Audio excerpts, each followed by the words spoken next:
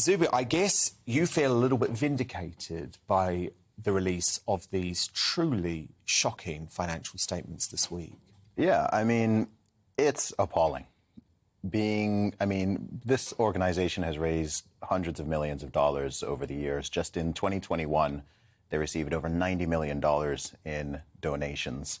With that, they've bought at least 4 multi-million-dollar properties, including 2 mansions to the tune of over $6 million each.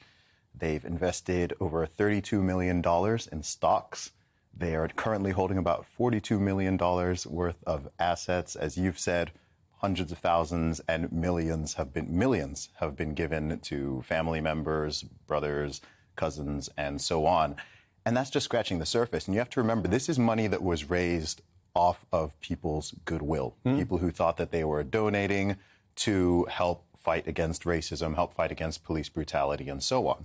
So to raise money supposedly for a good cause and then to turn around and use that for your own, flying around on private jets and buying mansions it's atrocious. Well, especially, by the way, seeing that Black Lives Matter as an organisation made out that they were anti-capitalist. That was a big part of their pitch. We don't believe in the capitalist system. Well, Colours certainly seems to, given she wants to stay at posh Bahamas resorts next to Justin Timberlake. I mean, that's the height of capitalism for me. So was all of the anti-capitalist stuff just a lie too? Well, it was always a sham. I mean, they posted a video recently of them quaffing champagne at the mansion and talking about this all. And we've seen this with Marxism and communism in the past, right? It's communism for everyone else, and it's the best, greatest form of capitalism and wealth for the people who are at the very top of the pyramid.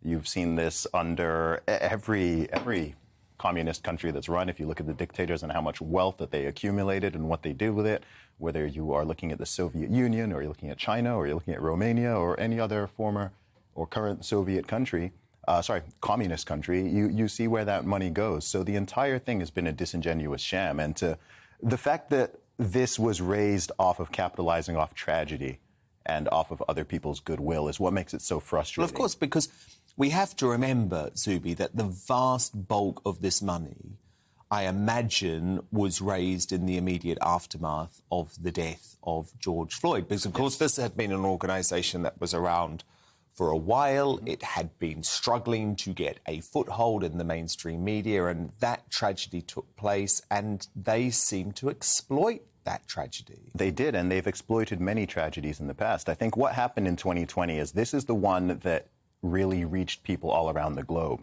In the USA, this organization has been popping up every couple of years when certain tragic events have happened, and they've used that to raise lots of money. A lot of the money also goes to the Democratic Party. I don't know if everyone knows that. It's a slush fund, essentially, for progressive candidates in the Democratic Party who push for nonsense concepts such as abolishing the police and dismantling the nuclear family. Critical race there. The entire thing is a scam from top to bottom. It's just got a good name. It's got a semantically overloaded name. So if you question or criticize Black Lives Matter, people can jump on you and accuse you of being racist or of being a terrible person. If this organization had any other name, it would be very easy for people to see through it for what it is.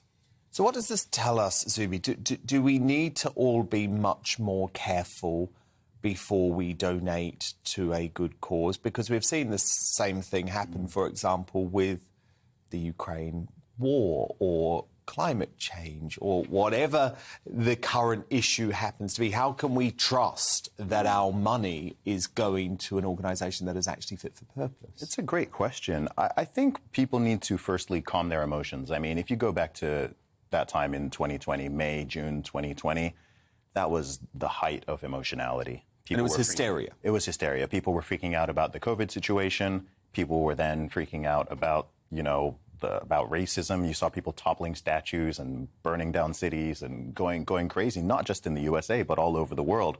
So people need to calm their emotions and think rationally and do some investigation, do some research before just clicking on a link and donating to an organization. See what they're about. Go on their website. If you went on the Black Lives Matter official website, you would see on there that their goals were to dismantle capitalism, disrupt the nuclear family, abolish the police, get rid of the entire police force, and other other nonsense, right? Well, no, Overthrow capitalism. and Zuby, I always did. But the problem was folk like me or Nigel Farage, who... Or myself. Or you, who said, look, we, of course, are against racism, like anyone should be against racism, and let the criminal process play out with George Floyd. But this organisation, the Black Lives Matter organisation, is so wrong on so many levels. I mean, people were literally being cancelled as a result of that. I mean, luckily, I was working for a broadcaster at the time that did support freedom of speech, but Nigel Farage, who was working for a broadcaster that didn't support freedom of speech, literally lost his show. Obviously, GB News wasn't around at the time. There are couples who broke up over this. One person supporting BLM and the other not. There are people who lost their jobs over this. Nick Buckley in Manchester who was running a charity up there. He got pushed out of... We're going to have him on about this on Monday night, actually. Yeah, this thing affected and hurt a lot of people. And also in the protests and riots that happened in the USA during that summer, over 24 people were killed. So you have to remember this started from the death of one person, and then it led to 20-something more deaths in the aftermath.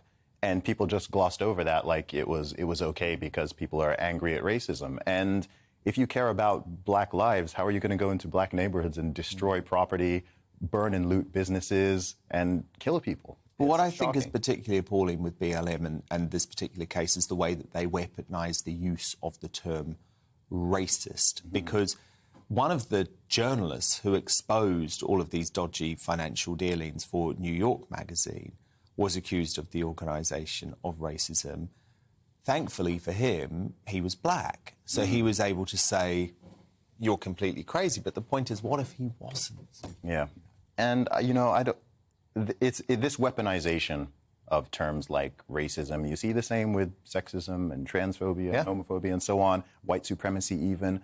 These labels are thrown around with so much reckless abandon, and it dilutes them. I call it label inflation. And it's not a good thing for anybody. Zuby, so good to have you on the studio tonight. Really appreciate it. Zuby, of course, host of the Real Talk with Zuby podcast. Thank you so much.